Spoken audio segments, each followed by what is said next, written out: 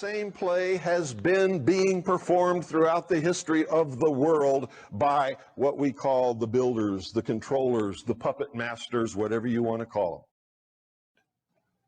them. They have placed themselves in an elitist attitude to tell the rest of us what we need. And the truth is, we don't need them to do that. Okay? Then we got the right to do that.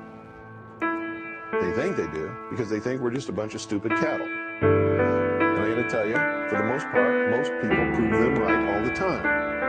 Not intentionally, but because the knowledge, the truth has been withheld from the people. And that's how they manipulate people, is by withholding the truth and controlling them with the lies.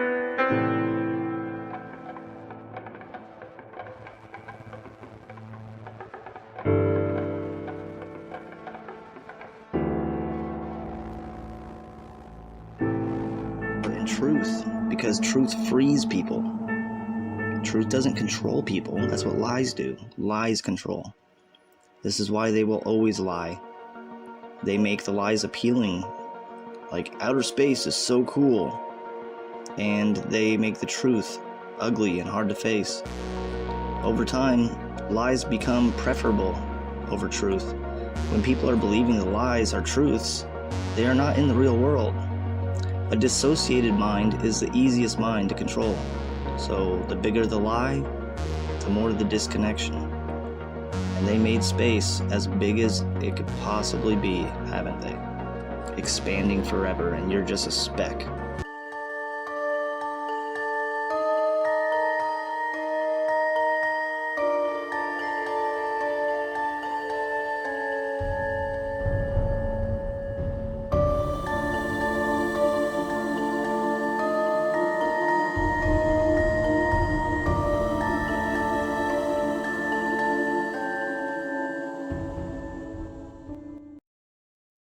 They got this at a very, very young age with lying.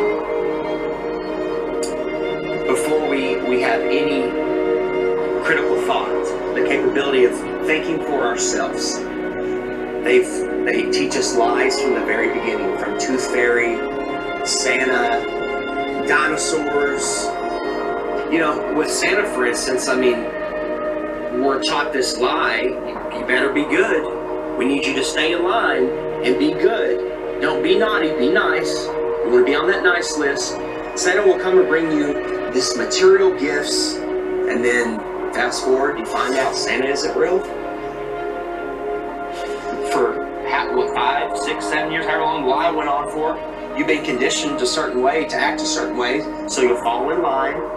You'll do exactly what mommy and daddy tell you, what the teachers tell you. And when you realize that lie, it's subconsciously, you're taught at that point, it's okay to lie. It's okay to lie. It's okay to accept lies. It's okay for people to lie to you. It's okay for you to lie. So the whole world is a liar. Everyone's a liar now, because they were taught at a very young age it's okay to lie. They get you with these lies of Tooth Fairy and Santa at a young age, so when you're an adult, you can't tell the difference between a lie and reality. And when you do find out it's possibly a lie, oh, it's okay. You're subtle. You're passive. You allow the lie because you're used to. It's okay to lie. You've been conditioned your entire life. It's okay to lie. It's okay to be lied to. So when the lie comes out, people just say, oh, okay, whatever. Well, got to turn on my Fox News. Got to go to the bar. Got to go watch my football. Give them bread and circuses, and they will never. Really, not even just NASA, because if you've been following, India just claimed to get involved, the Chinese. I've got some great footage of India's moon landing, which looks like it's straight out of the Ataris we used to play back in the early 80s. And I've got the Chinese spacewalks. And what we'll get into, it's a space business is what it is. It's the first big space message in 50 years. Think of that. And it is an honor to be delivering it. Today, as we gather in this special place to celebrate not only the launch of a new spacecraft, but also our nation's bold and triumphant return to the stars, it's a special day. Moments ago, the world bore witness to the flight of the first new manned U.S. spacecraft in nearly 40 years since the space shuttle launched in 1981, a long time ago. I am thrilled to announce that the SpaceX Dragon capsule has successfully reached low Earth orbit.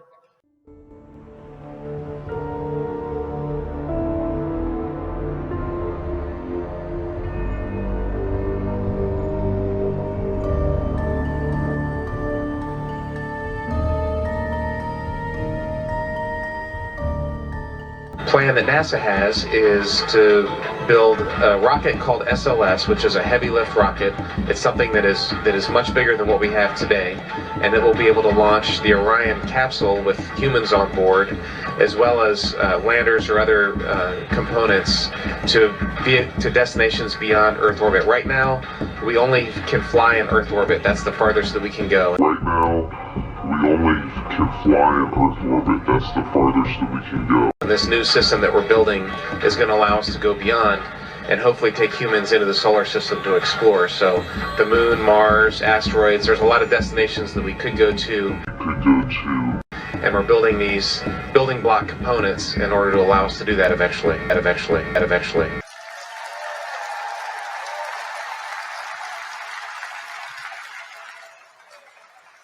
It's a space business is what it is. A lot of people say, why would they be faking space? Why are they faking all this? Why aren't they really flying? And we'll get into that. I'll show you exactly how much cash they're making off this. And we're paying for it. Their money is coming from our government, and our government's money comes from our credit.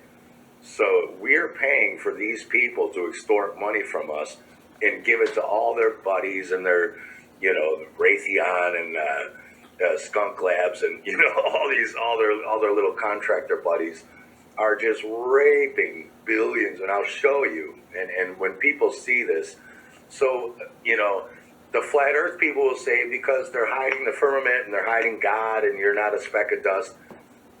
That's probably, I believe in that stuff too, but today I don't care if you're a ball earther or a flat earther. I'm going to show you the cash incentive of why either way, this is such a gravy train. This is one of the reasons they're doing it. Yeah. When you talk about business, what do you mean by that? Profit for all your rich buddies and your contractor buddies, just like war. A guy who rents a room in my flat, he's ex-Swedish Special Forces. He was saying, man, you think the war is big money. He said the contractors who supply the shoelaces for the boots, the food for all the soldiers in the base, the toilets, they're charging $10,000 for a toilet, which you could go out and buy at Home Depot for $200 or whatever. So, the real gravy trains are all these contracts. Same when they blow up Gaza right now. Someone's going to have to rebuild that after they put their Ben Gurion canal in there.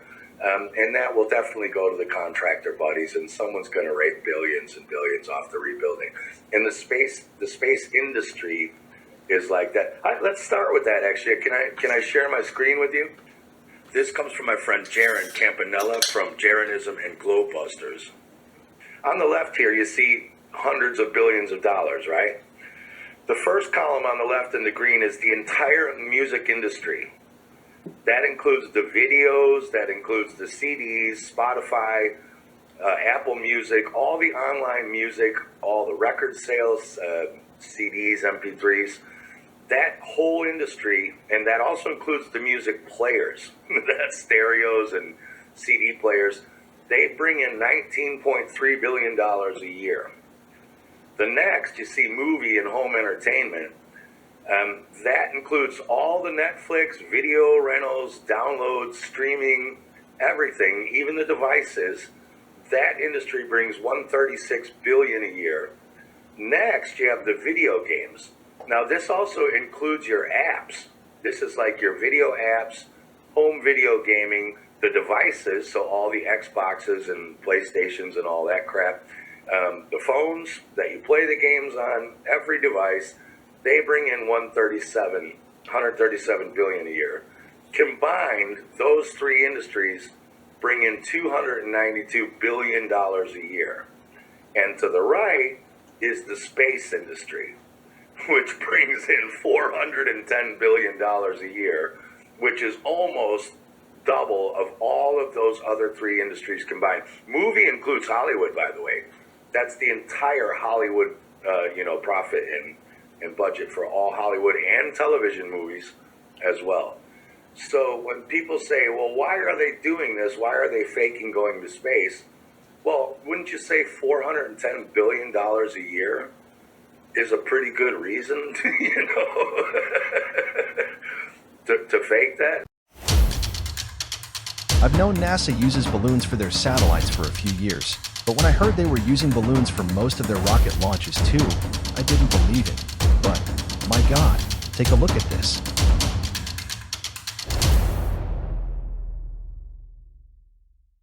One thing that isn't really discussed in the mainstream is that NASA, of course we know, spends more money on helium than anyone else in the world, and actually just upped their most recent contract to hundreds of millions of dollars for helium. Overinflated. Oh, we were fools to trust any man. I hate to break this up, but I've got to be there when the balloon goes up. Yes, of course. I've got to be there when the balloon goes up. Yes, of course. I've got to be there when the balloon goes up. Yes.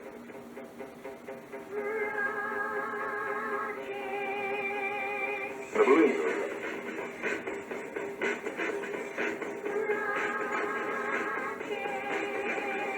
The balloon goes up. The balloon goes up.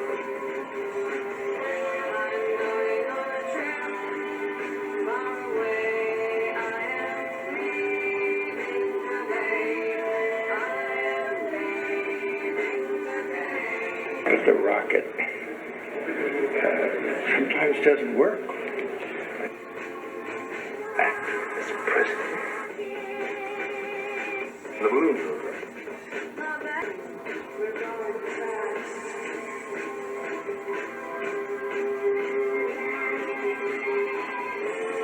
The balloon goes up.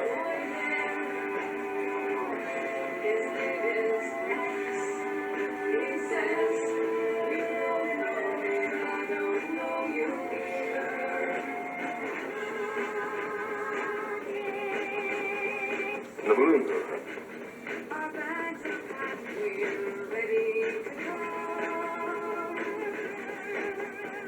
The balloon goes up. Then we were floating around.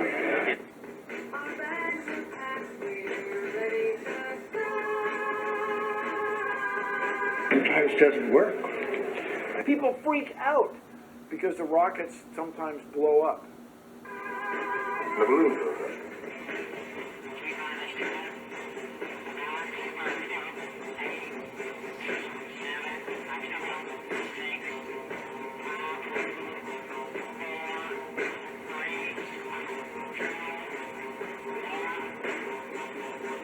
The balloon goes up.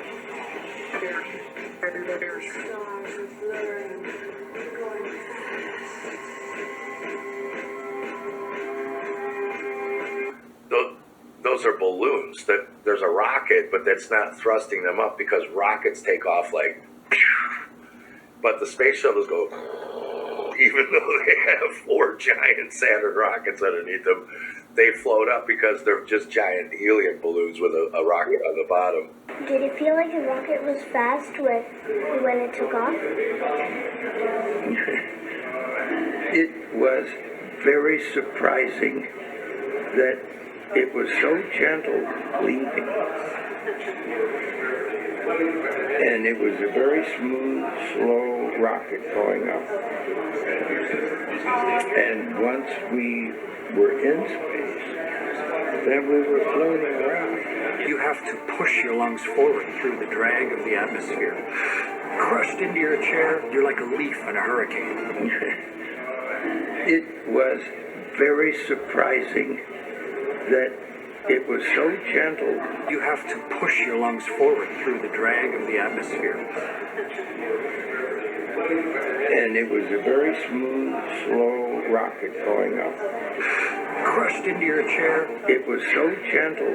You're like a leaf in a hurricane. And it was a very smooth, slow rocket going up. You have to push your lungs forward.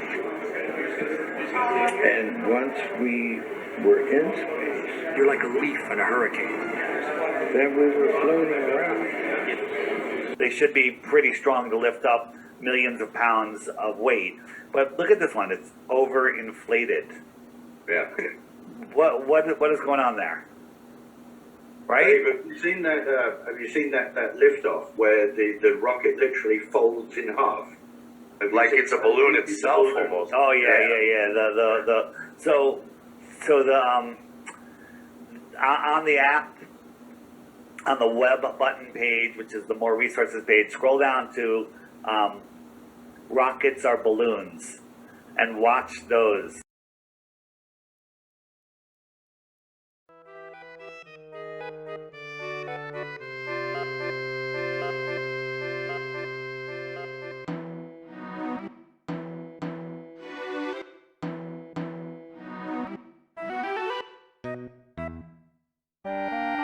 We do want to make sure that the American people understand that there's no need to panic.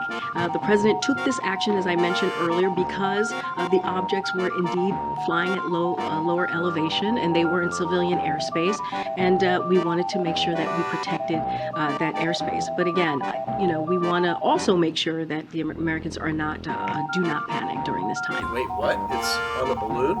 Why is there a satellite on a balloon? It's always been that way. Flat Earthers have been talking about this for a long time. One thing that isn't really discussed in the mainstream is that NASA, of course we know, spends more money on helium than anyone else in the world, and actually just upped their most recent contract to hundreds of millions of dollars for helium. And they admittedly launched balloons bigger than 1 to 2 football fields. And it's significantly more efficient for transmission of data, for weather compilation of data.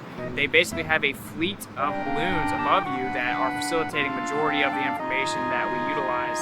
So why do you think NASA is the world's largest consumer of helium? Why would they send up balloons, these satellites, on balloons if they're in magical floating space, in the magical floating vacuum of space? They're showing us, they're telling you right now, they're telling us in plain sight, hey look, satellites are on balloons, they're not in magical space. Right here at this research center. Okay. Loud truck.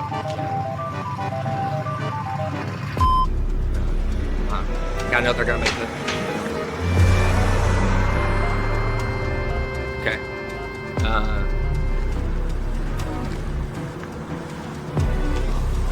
Howdy. I was just doing some filming. What? Oh, just anything we can see. We're just doing a documentary on the balloon launches and all the cool stuff. Yeah, we're independent journalists. Don't be filming me. Well, I mean, we're in public. There's no expectation of privacy. Well, we tried to call them. They said they weren't doing any tours. Yeah, they said we weren't doing any tours. Hey, of course, you got to do your due diligence and make sure there ain't nobody out there potting shit. Yeah, well, I get it. Like Johnson Space Center, they have armed guards. Yeah, they will shoot you. Yeah, they definitely do not operate. Do not run up in the air. Yeah, like you're gonna be nice. No, we're just infatuated with the satelloons, Yeah, we didn't even know they existed. It's cool that they're all going up on balloons. We didn't even know. We were taught, they're just orbiting by themselves. Or they're shot up with rockets. Yeah, they're shot up with rockets. That's all. It makes more sense on a balloon, so we're like, okay, well, this makes sense now. Unless they got some top secret stuff I don't know about. You don't know about any of these satellites without the balloons? The idea that you would need some type of box that free falls in orbit around a ball is really just a fiction of imagination. That we don't need that at all. We don't utilize that. Satellites have been on balloons since the 50s, and they've always been on balloons. They just lied about putting them in space. There's no evidence at all of satellites in space. They would have to have a propulsion system. Even if you believe that the Earth is a ball, you must also believe that satellites cannot propel themselves without a source to thrust. Okay? We know that they don't have engines on them. What's making them go around? They don't make sense. Then you find out NASA owns 98% of the helium. Then you find out all these satellites that crash have balloons attached to them. Then you can deduce they actually float these satellites over balloons. It's that simple. If all these satellites are moving 17,500 miles an hour, some are moving this way, some are moving that way, it's common sense. There's 50,000 of them. They're supposed to hit each other eventually, but none of them hit each other. Come on, guys, wake up. There's no satellites. There's no proof of them. The only proof we have are things floating on balloons. Arthur C. Clarke in the 50s wrote a book theorizing about satellites falling around on Earth in an endless fall. Shortly after, we all of a sudden had satellites falling around the Earth. Now think about it. The Earth is spinning at 1,000 miles an hour. It's orbiting in an elliptical orbit, speeding up and slowing down at 66,000 miles an hour. It's chasing the sun in another curved orbit, and we somehow have geostationary satellites. That's a satellite that stays above the same plot of land. So it's mimicking the spin, it's mimicking the orbit, it's speeding up and slowing down and staying over that same plot of land, and it's just falling in an ever-ending fall. That makes absolutely no sense. And now it's openly accepted that they're on balloons, but they're making it seem like it's a new thing. And this is the new way we're gonna launch satellites, is on balloons, and it's cheaper and it's just better. Like, we don't need them space ones no more. You know, people are starting to figure it out. That's why they're going back to balloons. And majority of all the transmissions we use for our cell phones or quote-unquote satellite TV are all ground towers. They all send transmissions from the ground tower to tower, admittedly at high elevations. And of course we have underground and undersea cables that make up 99.9% of all transmission. So this just a facade in people's mind that you have little metal boxes flying around giving you all of your data. None of that is real.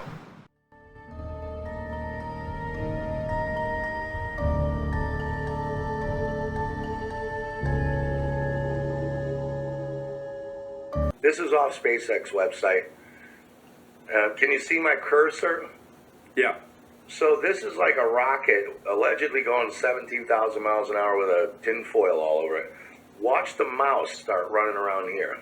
A mouse got into the studio. See him? No, that can't be right. See my cursor? Yes. See him? I'll back him up. What is that? See him? It's a mouse. He got onto the there's a mouse running around in space. No, on the back of a rocket in a vacuum. No, come on. Somebody must have added that. Is that an official video? That is right. Yeah, anyone can go to SpaceX and see this. Yeah, that's what I'm saying. These guys are faking all of this, and they're doing it because they're getting billions. Look carefully at this stick in front of the Soyuz here. See it there? This, folks, is an obvious fraud. But to be smart in this world, you better believe in magic. Isn't it weird that every space documentary, all the series, I had them all, Joe had them all, we watch them all the time. I try to remember all the about a neutron star and a superhypernova. Me and Joe were deep into space. Beyond Venus, 93 million miles from the sun, is Earth. Its great oceans forming the clouds and air currents which warm and irrigate the planet. I thought I was better than people because I knew so much about space. And every now and then I'd watch all that and wonder, what? This is all cartoons. And every now and then I think to myself, it's weird that we're not watching any actual footage of space. It's all CGI. All DVDs on space are all CGI. There's nothing real. And everyone watches that. They believe it. The narration is all programming. What's above us and what we're on, we're being lied to. Don't we have Hubble? Why don't you point it at the Earth and get some awesome shots of where we live? All the pictures and images from space are CGI. None of them are real. We haven't gone past that. What are you telling me that that's okay? We could just gloss over that? And they admit that they're all CGI, except for one in 1972, which is fake. They have one picture. They say one is real, 1972. All the rest are CGI. Like, where are the pictures of Earth from space? I want to see a picture. I want to see tens of thousands of them. I want to see the sun over here and the moon over there. People should have posters all over the world. People should have these epic pictures of the Earth from space with the moon over here and the sun over there and the planets. There's none. Literally zero. They do sometimes exaggerate, like claiming they used a NASA camera 1.6 million miles away to take this alleged video of the dark side of the moon. It doesn't take a genius to see how undeniably computer-generated this image is, and yet you think we are the moronic ones? I would rather be thought as a moron for not trusting criminals than a sellout and a traitor for defending them. The reality The is, things that come out of your mouth, are you saying something that a defense attorney would say, or are you saying something that a prosecuting attorney would say? When it comes to the government, that criminal, that's like John Gotti. I'm saying that a prosecuting attorney would say, not saying like, we'll prove it. We'll prove it. It's a criminal, without a doubt. Whatever's coming from the government, I need the kind of evidence that would shut down a case. If I don't see the evidence, why would I believe it? What is gravity? You have no idea. Okay, next question. So you're telling me gravity is strong enough to hold oceans onto it, battling inertia from the spin. So gravity's holding oceans, inertia's trying to pull it out and make it fling. Skyscrapers would fling off the earth, but this gravity's holding these. It's so strong, it's holding the ocean, but it can't hold a helium balloon. Things that are less dense go up, things that are more dense go down. Has nothing to do with gravity. Where's gravity at with butterflies?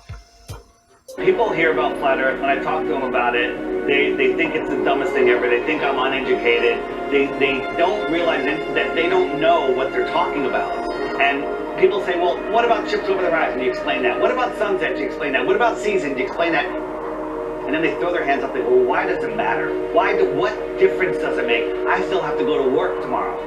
That's right where they want you. They want you working in your slave job. They want you obeying orders, doing what you're told, and living paycheck to paycheck, and just not realizing where you are. The truth is, we're not spinning out of control, lost in space, where an asteroid could take us out. They want us believing we're running out of fuel. They want us to believe we're running out of food, when anyone can go and get a seed sticking into the ground. Water will fall from the sky and food will grow out of the ground. There is no shortage of water, food, space. Every American family could have a half an acre in Texas and the rest of the country would be empty. They're lying about everything. You let your kids get raised and taught by other people that you don't know what they're learning. Everybody's disconnected.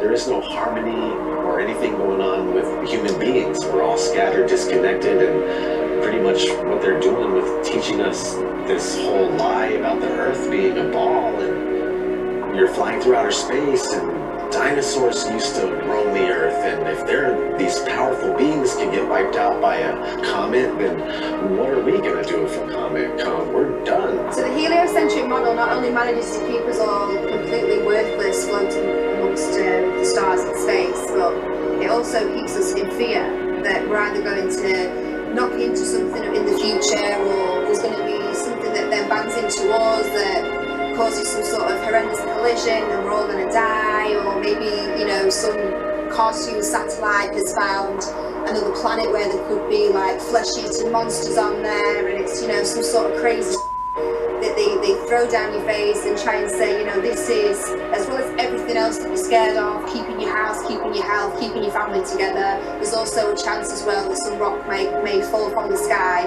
and kill you tomorrow.